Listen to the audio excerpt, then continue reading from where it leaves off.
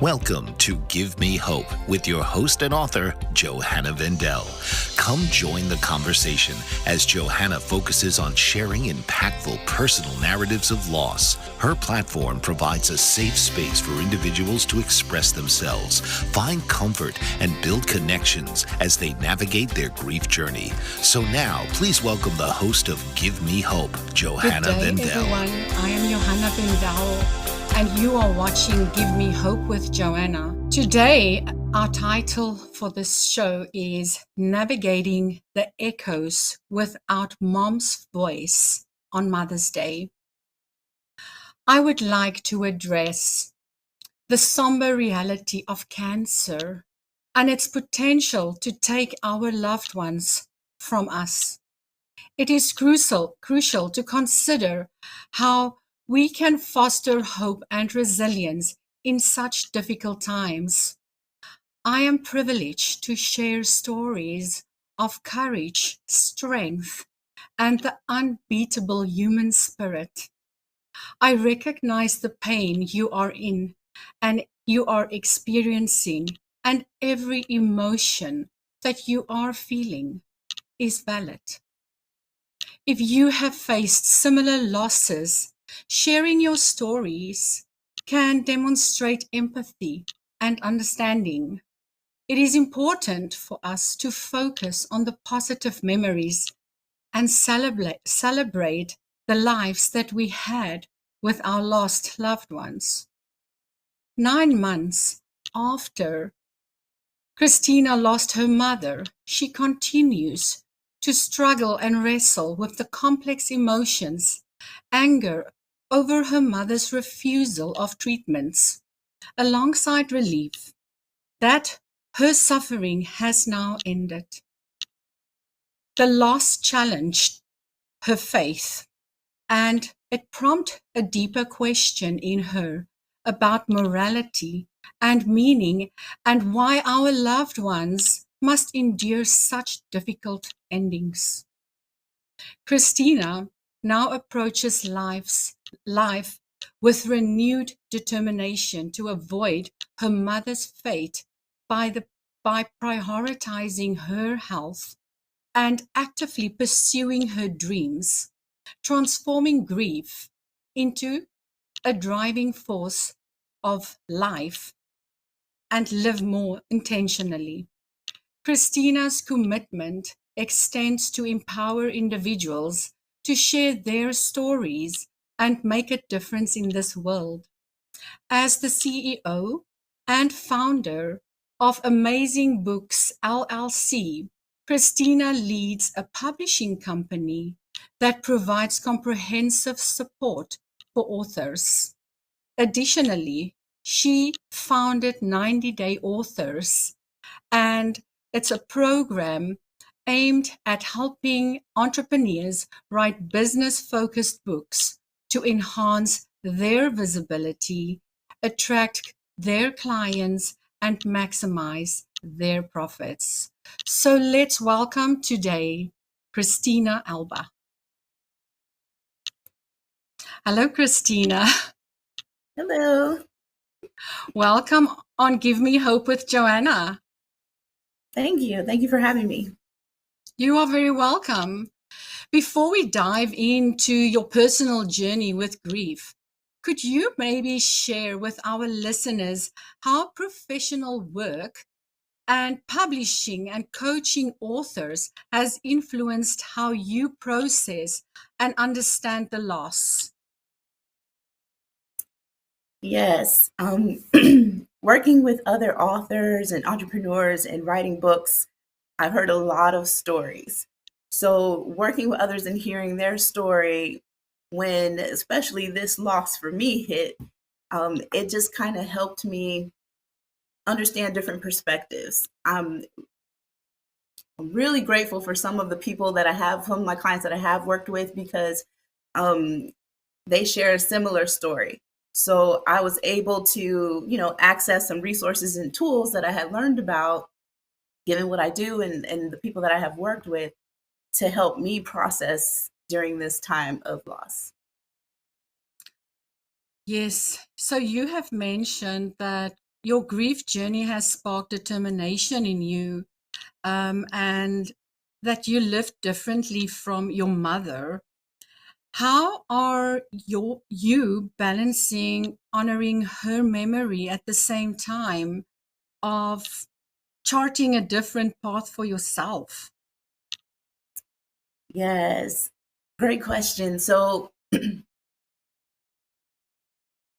my mom lived her life one way, and I live my life a very different way. I feel like I'm a lot more outgoing and risk taking, and my mom was more conservative. But she did like to go little places here and there and do little things to give her joy. And I think for me, I'm trying to honor her by remembering the things that she taught us. You know, when you leave the house, make sure you have lipstick on. I'm not going to say she was vain, but she always wanted us to like look our best when we walked out of the house, right? So and you know me, I'm so busy, I'm just on the go, I'll run. But now, you know, before I walk out the door, I stop and look in the mirror, like, okay, is my hair okay? Do I have a little lipstick on? And that just kind of gives me my moment to, you know, say, okay, mom, you know, I'm doing the things you told me to do. Oh, goodness. And still at the same time, though, you know, still live my life, things that I learned. She had dreams and goals that she wasn't able to accomplish. So it's very important to me now that I do accomplish these goals that I have for myself. It is very good to have your own goals, and I am very sorry for your loss, Christina. It hasn't been long. It's only been 9 months, and you are very strong to come and speak to me about your mother already. I'm really grateful for that. Thank you. Thanks.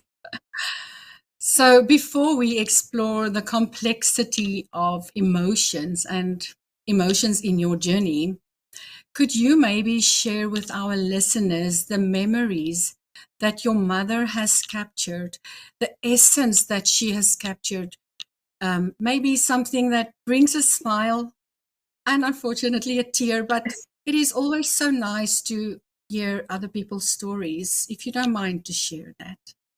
Oh, yes, sure. So my mom was very passionate about children. She had an in-home daycare for a moment. She always had a dream to open a huge daycare or like a house for children.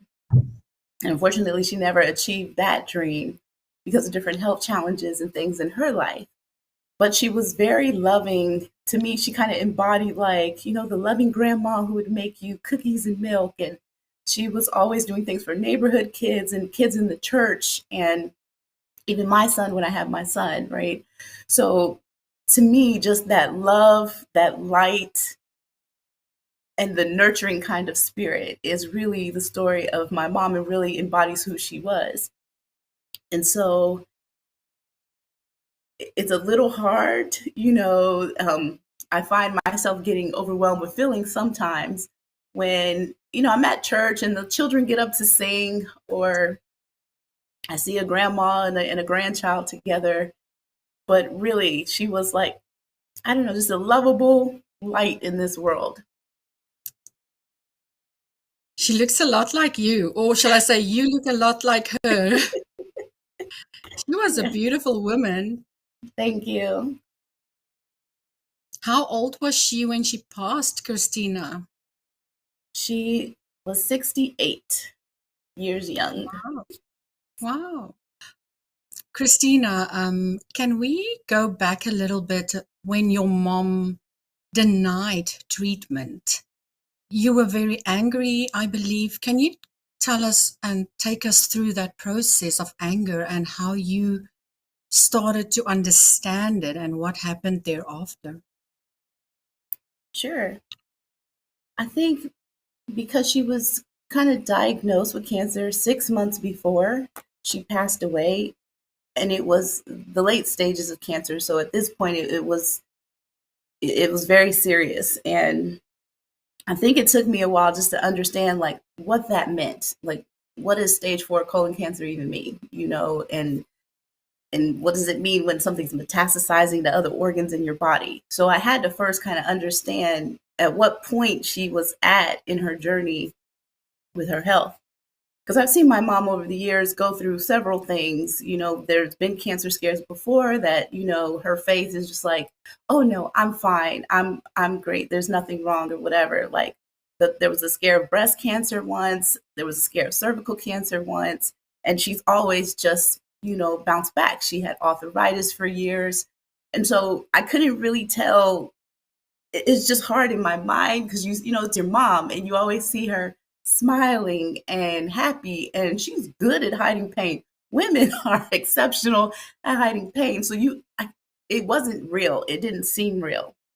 But then to kind of watch her start to deteriorate, and then when the doctors were trying to do treatment, and my older sister lived in the same city as my mom. So she was telling us like what the doctor was saying. Because you asked my mom, how are you doing? What's going on? I'm fine. I'm good. I'm all right. And then my sister would call and say, no, she's not fine. The doctor said this and this and this. So when she made the decision, like, I don't want to do chemo, and I'm like, why do you not want to get help? Right? Like, we can start treatment and see. And she gave all kind of excuses. Again, as I'm saying, she's not vain, but she did care about the way she looked. She loved to get dressed and go to church every Sunday and things like that. So when she said, I don't want to lose my hair, and I'm like, Mom, we can put a wig on your head. It doesn't matter. Like, we can get you some hair, And I was kind of like, I don't understand. Is she really refusing chemo and treatment because of her hair? It didn't make any sense to me. And then we found holistic treatments for her. And I remember a client I worked with went through a similar situation and was doing holistic treatments. And she researched so much stuff and shared so many resources with me. So we're coming to my mom, my sisters and I, trying to get her to understand, like, there's other options, there's alternatives out here for you to do. But she said, okay, I'll look into them. Yes, if you all agree about the holistic treatment, I'll do it. And then it was like, great, she's going to do it. And then it was like, no, I don't want to do it. Then she started saying, well, God says I'm healed. So I'm healed. I don't have to worry about this. And that's where kind of the test of faith came. But Yes. yeah, dealing with anger, not really anger, but frustration of not understanding where was her head at, what was she thinking, and then trying to also accept her thinking and her choices. Sometimes it is difficult to accept what our parents' choices are because we want them with us for longer, and we are. It's difficult if they're going through this, and if we must think about the pain that they are going through, we wouldn't want that for them.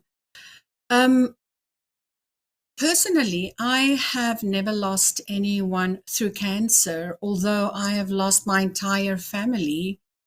It was not through cancer. So it is kind of difficult for me to think about how, and if you can explain to me and our listeners, how is it when you have to wait for someone to die? How is it testing your faith, your faith? So first, I'll say I wasn't waiting for her to die. So that's the first thing. You're hoping, for me anyway, she gets the treatment. What she says is true. She's making the changes or whatever to prolong her life and stay with us a little longer. So it didn't really feel like I'm waiting for her to die until the very end, when it took a turn for the worse. And they started like phase 2 hospice, which I had no idea what that meant. And it literally meant we're going to make her comfortable while her body shuts down. It's a matter of days, right? And it just hit out of the blue. And I just kept feeling like and when that started happening, she kind of started going into she was just drugged up kind of, and it just hit like 3-day span. Boom. She was talking one moment. I was on the phone with her. I live in Maryland. She lived in Texas. I'm on the phone with her Friday night. We're laughing, joking. And then I'm on a plane Sunday because she took a turn for the worse Saturday night. And then Wednesday she's gone. So it was like I got there and it was like my mom, but it's not my mom. And every day got worse. Every minute got worse. And it's like the world is moving and things are happening, but you can't catch up to what is in your face at the moment, right? And I just kept waiting, like there's going to be a second where she kind of comes coherent. There's going to be a minute where like she's just feeling good and she's talking to us and she's awake. And so having that 6 month window, it was very short when she's doing fine.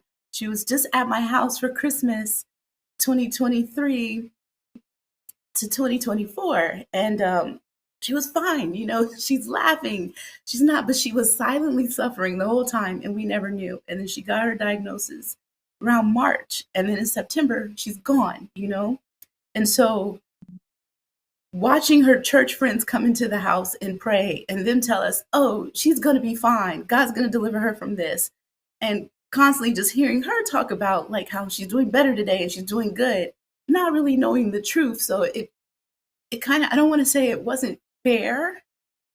Almost, I want people to have hope. I want people to have faith, but I also want people to be real, not leaving a plan, not using the time that you had to tell us your last will, what you wanted.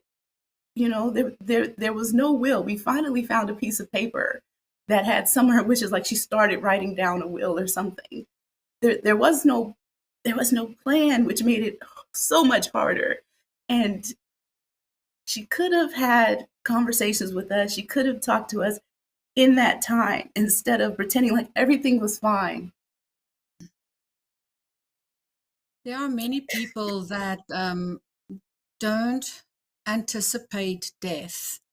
And a lot of children, when they see their parents pass away or when they are sick, it's like you don't think about, does my mom have a will?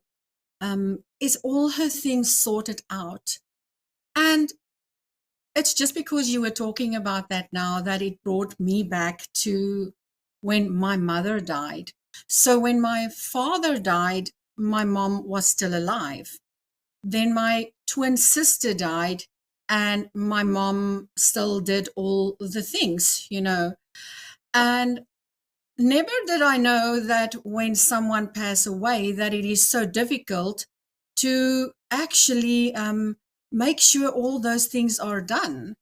But then when my mom passed away, my mom said to me that if I must ever pass away, I would want you to make sure all my things are handled. Oh, my word.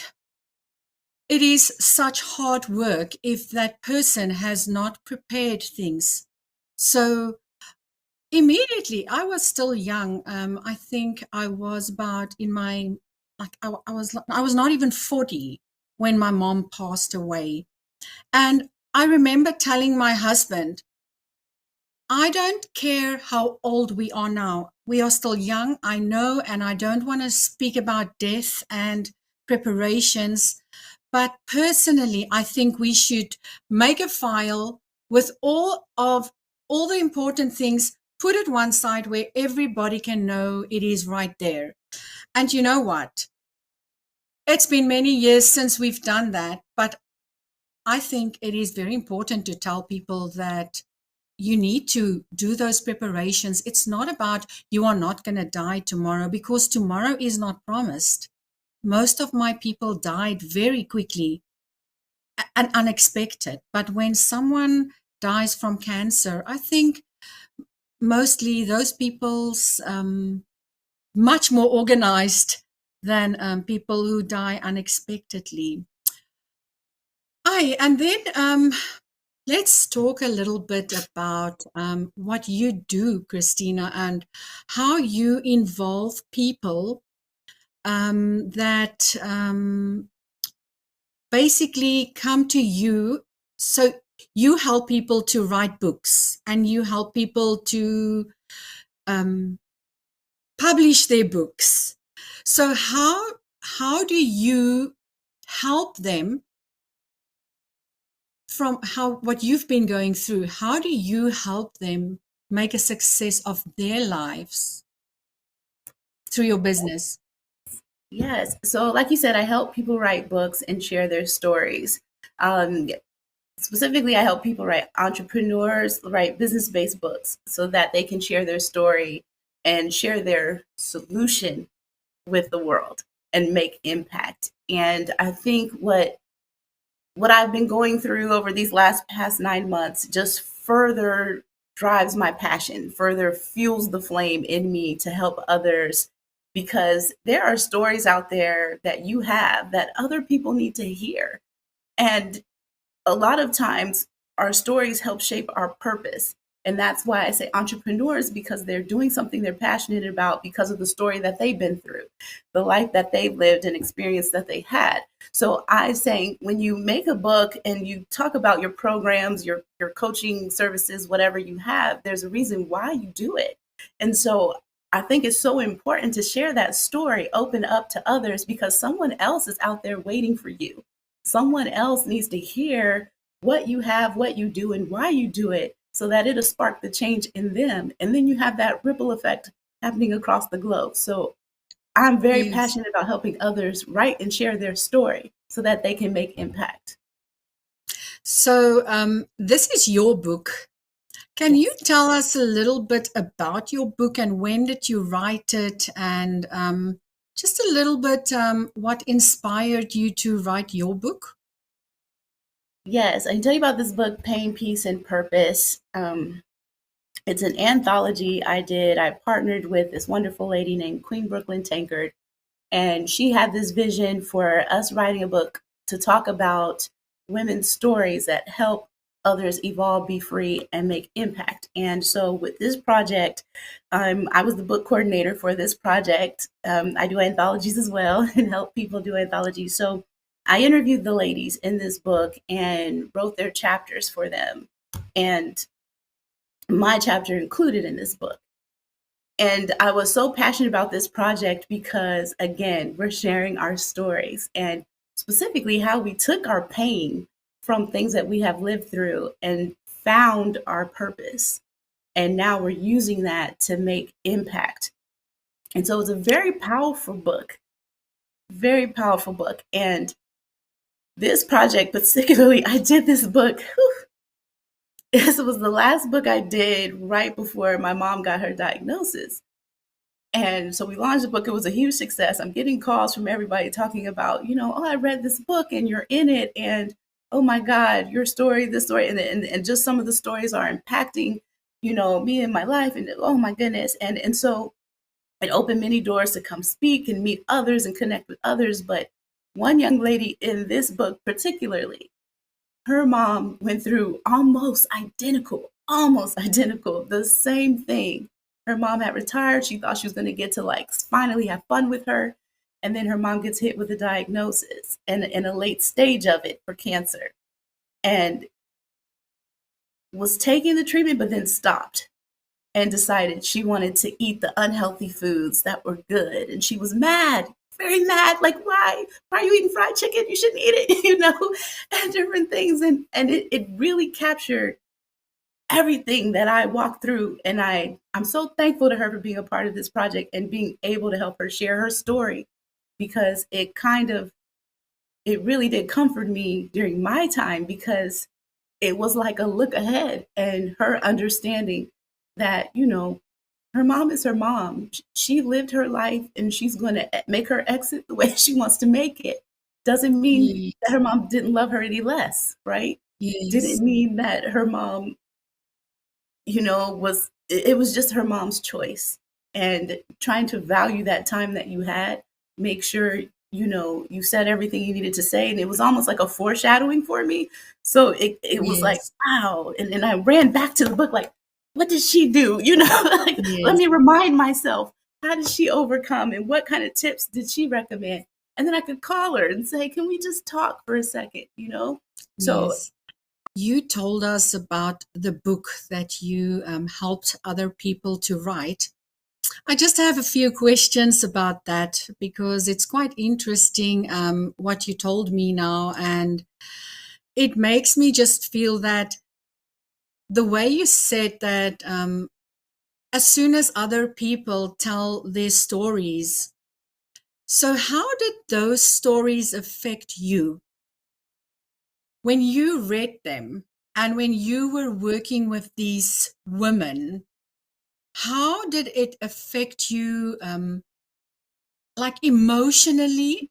You did tell a little bit before the break, but I want to know, like, your physical state of mind at the time, because now you were going through um, your mom's death, and you must finish off this book. And how how did you manage to do that and still help these women? Did it help you also?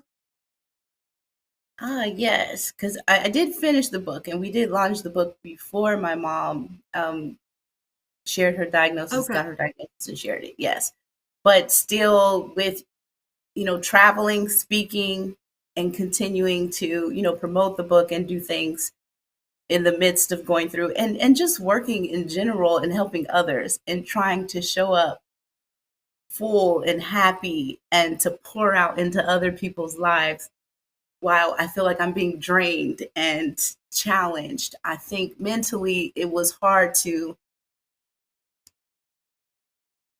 it was almost like I wanted to turn off my brain and my emotions and show up in the capacity I normally would show up in. And I had to come to the realization that I cannot do that. Right. And I had to take a Yes. second and really acknowledge that I couldn't do it. And it was okay to take a minute for me and kind of process everything so that I then could show up authentically for others. And the stories in this book, is it mostly stories of women, um, of their losses, or is it mostly stories of inspirational things that they've done in their lives, or what are most of their stories about? Oh, great question. These stories vary. It's hinted at like kind of like that central story, that experience you've been through to help you achieve your current purpose and what you do to help others. So, for example, there are other stories of loss. There's a story of a woman who really wanted a child, finally was able to conceive and lost her child. Um, a miscarriage, and now she's a grief coach that just spawned into a passion where now she helps other parents who have lost during childbirth or during, having miscarriages. There's stories about young lady saw her dad kill her mom right in front of her when she was 5 years old, and how that impacted her life. And now she helps people, and how she turned that into purpose and found her passion of helping others and making impact in her community. It's a story of a young lady who lost her twin brother at a young age due to gun violence. A lady who lost two sons to gun violence and mistaken identity, and how they've just kind of made movements on that and it started businesses. Um, a young lady who started a brothel by the age of 21, kind of from her pain and things that happened in the past. And then she found herself facing 10 years in jail, had to turn her life around. Now she's helping other women find that confidence in themselves, help them evolve and live their highest, best lives, right? So it's Wow. a variety of stories where they have gone through something in their life, either loss, abuse, um, just so many different stories. I mean, yes, and it was amazing to be a part because I cried, I laughed, I bonded with women, and it has really Wow. helped me. Yes. This is incredible. This is incredible. If any of you out there would like to purchase Christina's book, all the details will be in the description. As soon as the show is done recording, we will have all of those links in the description. So please feel free to reach out and purchase her book. and read all of these amazing stories. Christina, your grief journey has now really captured me quite heavily. And often the viewers out there might be going through something similar. Is there something that you maybe would like to advise them um, to look for signs, or just to help them get through their own loss? Wow, I think that's a great question. I think it'd be different for everyone. So I don't think there's one piece of advice I can give to help everyone. I think I will say, though, for me, it was understanding that it's okay to be angry and take your minute and be angry. It's okay to cry, because I don't cry. I've cried a lot on this podcast so far, but I don't normally cry because It's all good. for me in the past, I always thought it was a sign of weakness. And I always felt like, because of all the things that I've been through a lot more: abusive marriage, child kidnapped, like, and I feel like I have to keep the emotions locked down and I have to stay strong and get through this. This too shall pass. But I've learned through this book project, through working with other clients and stuff, that it's okay. It's okay to cry. It's okay to stop and take your moment. In the store, I'm walking by, I see a lady with her church curls picking out her church dress on a Sunday or a Saturday night, and I might cry, and it's okay. I just carry lots of tissue with me now. And it's okay to acknowledge your emotions. I was I was I was not questioning my faith, upset with just what's happening and not understanding, like, God, she loves you. She has faith in you. Why did this happen? And it was okay to just say, I acknowledge that I don't understand, and I'm not going to understand. But this is where I'm at.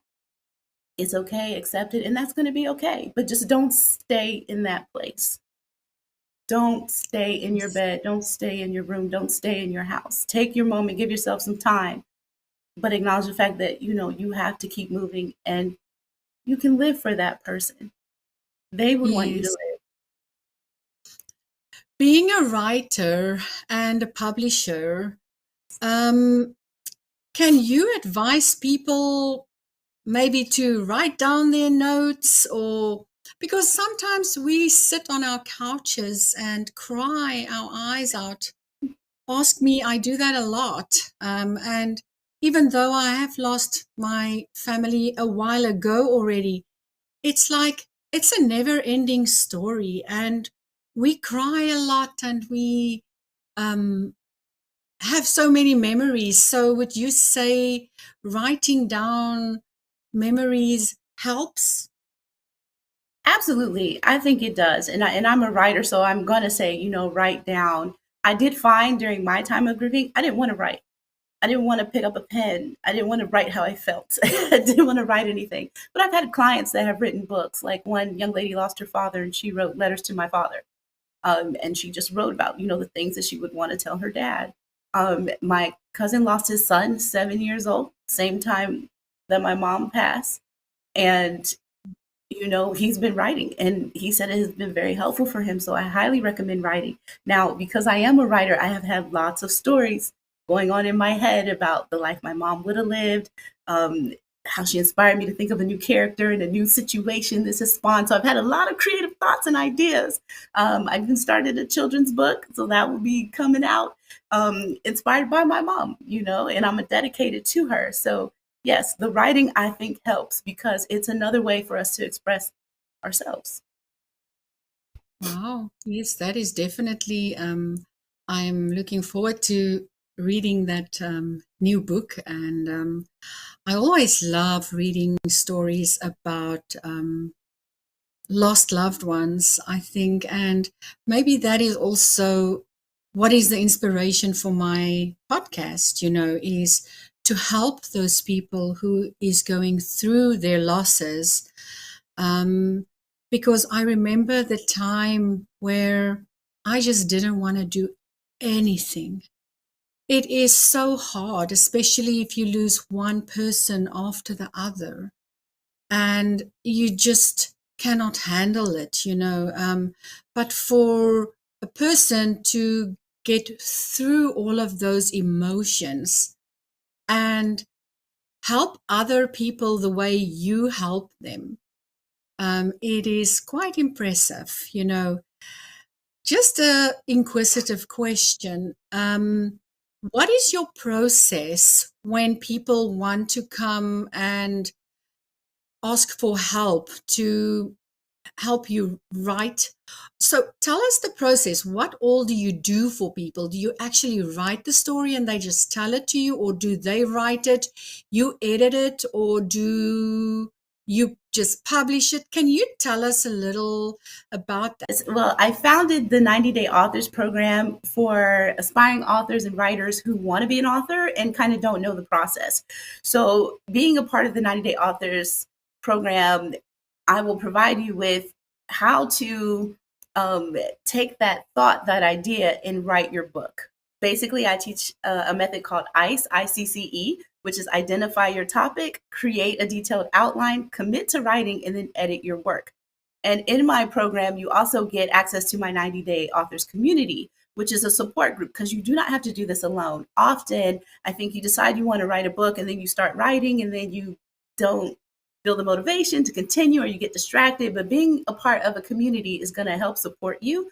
As you have questions, you can get them answered. I do weekly live Q&A calls with my community so that they can ask things along their journey, from the writing to the publishing to the best-selling author to the awards that they will win, right?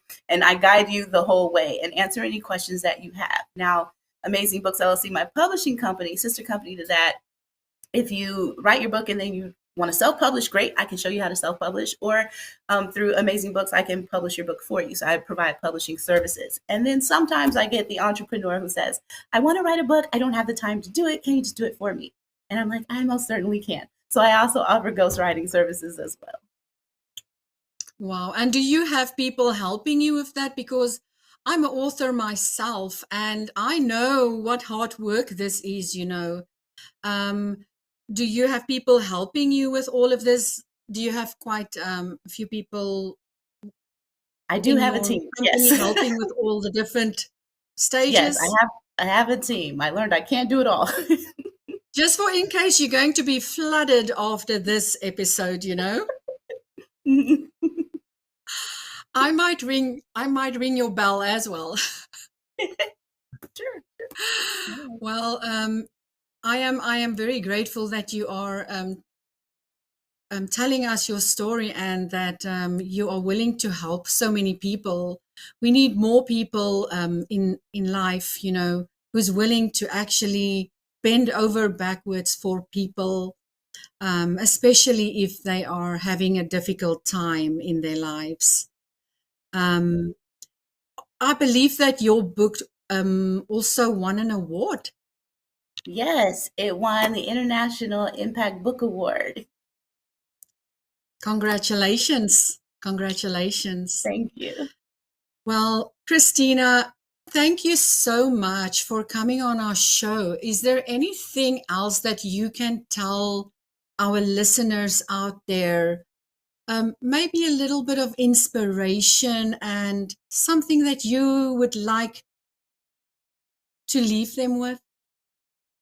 Yes, I would just like to say we're not in control, although some of us like to think that we are, and we can control things. And you can't control what happens, you can control how you react. And you were put here for a reason and a purpose on this earth. And you have a story. Even if you think your story is not impactful, it is. And I encourage you to share your story, because there is someone out there who is waiting on your story. You are the solution to someone else's problem. And how long will they have to wait for you to do what you're supposed to do so that they can get their solution? So I encourage everyone, don't wait. That thought, that tingling inside of you that you feel right now, don't sit on it. And if any way I can help, reach out to me at ChristinaAlva.com. Well, thank you so much for sharing that with us. Christina, I hope to hear from you soon, or you must hope to hear from me soon, because I'm definitely going to reach out. And thank you for sharing your story. I know that the road ahead is still going to be long, as I am definitely proof of that doesn't matter how long the road gets, it's still tough, and we still have to sometimes be strong and try to cope through everything. But your story is amazing. I am really grateful, and good luck with everything that you put your mind to. I'm sure you're going to make a big success of anything that you put your mind to. Well done, and thank you so much for sharing your story with us. Oh, my pleasure.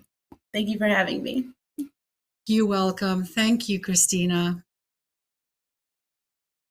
Well, I want to tell you just a little bit about my book, Life Think Again. It is the story of how I lost my entire family, 6 members, like I said, my mother, my father, 3 sisters, and my brother. I lost them all in South Africa when we were living there. And that is the reason why I moved to America. And if you would like to read my stories, you are very welcome to scan the barcodes on the top left and right corners. I have 2 books, Life Think Again and Navigating Through Losses and Grief. You do not have to feel alone. And it is true, when you read other people's stories, you definitely become stronger. I have become so much stronger since I've been listening to other people's stories.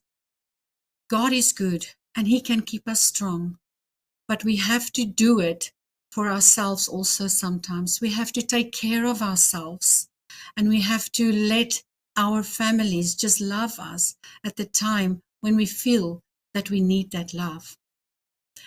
I am Johanna Wendel. You are watching Give Me Hope with Johanna. And if you would like to be on my show, please reach out to me. My email address is at the bottom, and email me and we'll get you on my show and you can come and tell your story. I look forward to hearing from you, and I will be back next week speaking to Gillian Tant when she will tell us the story of losing multiple people in her life as well, and how she then learned to thrive through grief. I am Johanna. This is Give Me Hope with Johanna, and I will be back next week. This has been Give Me Hope with your host, Johanna Wendel. Join Johanna each week and harness the transformative power of storytelling to facilitate healing and growth. Wednesdays, 11 a.m. Eastern.